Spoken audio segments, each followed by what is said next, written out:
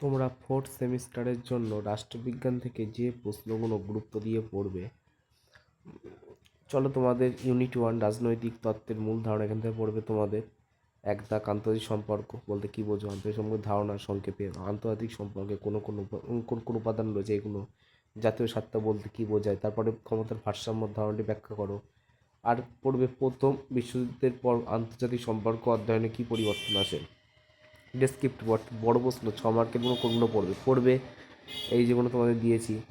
এক দাগ দেখো দিয়েছি, এক দাগেরটা ভালো করে পড়বে, দু দাগেরটা পড়বে, দু দাগের অথবা সমেত ওটা পড়বে, আর পড়বে 5 দাগ। এই দুটোর মধ্যে একটাতে গুদানীতিবাদ কি, নীতি ও বৈশিষ্ট্য আলোচনা করো, আর কার্ল মার্কস ঐতিহাসিক বস্তুবাদ তত্ত্বটি আলোচনা করো। দুটোর মধ্যে একটা এবার কমন প্লাস 6 দাগের অথবা সমেত যে প্রশ্নটা আছে ওটা কিন্তু অবশ্যই পড়বে। একটা কিছু পড়লাম। তারপরে ইউনিট টু থেকে পড়বে শর্ট কোর্স যেগুলো দিতে পারে, এখান থেকে সবই দেওয়ার মতো গুরুত্বপূর্ণ আছে। ইউরোপীয় ইউনিয়নের জন্মের পটভূমি, ইউরোপীয় তাৎপর্য ব্যাখ্যা, এখান থেকে তোমরা সবই পড়লে শর্ট প্রশ্ন দেখে নাও, পারলে স্ক্রিনশট মেরে নাও। এগুলো পড়বে। তো সার্ক কবে প্রতিষ্ঠা হয় এটা তুমি দিতেই পারে, সার্কের মূল কার্যদর্শন কি দিতেই পারে, বা ইউরোপীয় পার্লামেন্টের ভূমিকা কি দিতেই পারে পরীক্ষায়। সার্কের একটি সীমাবদ্ধতা দেবে পরীক্ষায়। তারপরে সার্ক সামিট কেন ঘন ঘন স্থগিত হয় এটা থাকবে। তারপরে আসিয়ান চার্টার কেন উল্লেখযোগ্য এটা দেবে। তারপরে বিমস্টেক ভারতীয় ভূমিকা, বিমস্টেক প্রতিষ্ঠার কারণ ও সংক্ষেপে লেখো, এগুলো দেবে। সাপ্তার উদ্দেশ্য। তারপরে এখান থেকে তেমন কিছু ইম্পর্টেন্ট নেই। এবার তোমাদের কিন্তু বড় প্রশ্ন 4 মার্কের কোনগুলো দিতে পারে। ইউরোপীয় ইউনিয়ন প্রতিষ্ঠার পটভূমি লেখো, বা কেন ইউরোপীয় ইউনিয়ন গঠিত ছিল কারণ এটা দেবে, অথবা সমেত তোমরা এটা দেখে যাও। আর দেখবে সার্ক গঠনে আন্তর্জাতিক ও আঞ্চলিক প্রেক্ষাপট আলোচনা করে এটা দেখবে। সার্ক প্রতিষ্ঠার গঠনের প্রধান সাফল্য আলোচনা করে এটা দেখবে। সার্ক আর দেখবে এখান থেকে দেখবে দক্ষিণ পূর্ব এশিয়ার যে 5 নম্বরে অর্থসমেত আছে, দক্ষিণ পূর্ব এশিয়ার শান্তি নিরাপত্তা রক্ষণে আসিয়ানের অবদান বিশ্লেষণ করো।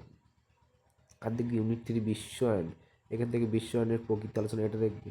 বিশ্ব উষ্ণায়নের সংজ্ঞা অবদান বৈশিষ্ট্য এটা দেখবে। বিশ্বায়ন বলতে কী বোঝায়, গুরুত্বপূর্ণ বৈশিষ্ট্য এটা দেখবে। আর বিশেষ করে দেখবে বিশ্ব উষ্ণায়নের ক্ষেত্রে 5 দাগ, বিশ্ব উষ্ণায়নের ক্ষেত্রে সাংস্কৃতিক ক্ষেত্রে যে পরিবর্তন ঘটেছে সেগুলো আলোচনা করো, এটা দেখবে। ইউনিট 4 থেকে ভারত সরকারের অঙ্গ সংস্থা, এখান থেকে প্রত্যেকটা দিক রাষ্ট্রপতি নির্বাহক ক্ষমতা সংক্ষেপে লেখো, রাষ্ট্রপতি আইনগত ক্ষমতার মূল দিক, এগুলো তোমরা দেখে যাও।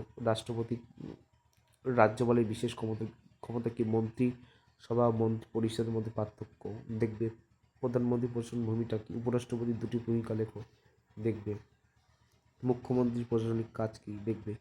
আমলাতন্ত্র খুবই গুরুত্বপূর্ণ, আমলাতন্ত্র থেকে 13 দাগ 14 দাগ 15 দাগ বিশেষ করে দেখবে। 16 দাগ রাজ্যসভার বৈশিষ্ট্য দেবে। লোকসভার প্রধান কার্যাবলী কি, গুরুত্বপূর্ণ। 19 দাগ 20 দাগ খুবই গুরুত্বপূর্ণ।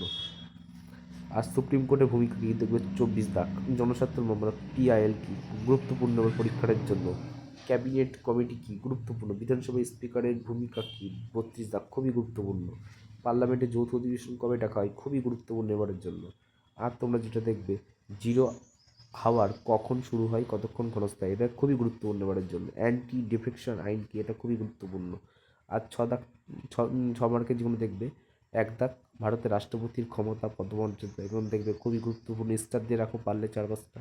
প্রধানমন্ত্রীর কার্যাবলী এটা দেখবে। আর দেখবে মুখ্যমন্ত্রীর কার্যাবলী, ভারতীয় সুপ্রিম কোর্টের কার্যাবলী, আর ভারতের পার্লামেন্টের কার্যাবলী। এই কটার বাইরে তোমাদের আর কিছু দেখা লাগবে না পরীক্ষা, এখান থেকেই কমন পেয়ে যাবে। আর তোমাদের এখান থেকে দেখবে শর্ট অ্যান্সার টাইপ। ইউনিট 5 থেকে দেখবে নর্মদা বাঁচাও আন্দোলন, এটা দেখবে নাগরিক সমাজ আন্দোলনের প্রধান উদ্দেশ্য এটা দেখবে। চিপকো আন্দোলন, চিপকোর উদ্দেশ্য, পটভূমি, পরিবেশের গুরুত্বপূর্ণ এখান থেকে।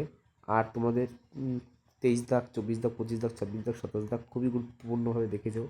আর এখান থেকে বড় বস্তু দিতে পারে নর্মদা বাঁচাও আন্দোলনের উদ্ভবের কারণ, আর দিতে পারে চিপকো আন্দোলনে গ্রামীণ নারীদের ভূমিকা, আর নর্মদা বাঁচাও আন্দোলন কীভাবে উন্নয়ন মানবাধিকার বিষয়ে প্রাসঙ্গিকতা অর্জন করেছে তা লেখো। আর ইউনিট 6 থেকে দিতে পারে সংবিধান সংশোধনী বলতে কী বোঝো, আর্টিকেল দেখো শর্টের 1 দাগ 2 দাগ 3 দাগ 4 দাগ, আর 6 দাগ 7 দাগ 8 দাগ খুবই গুরুত্বপূর্ণ দেখবে। আর দেখবে 10 11 12 13 14 15 16 17 18 19 দাগ পর্যন্ত দেখবে, কিন্তু আর কিছু দেখা লাগবে না।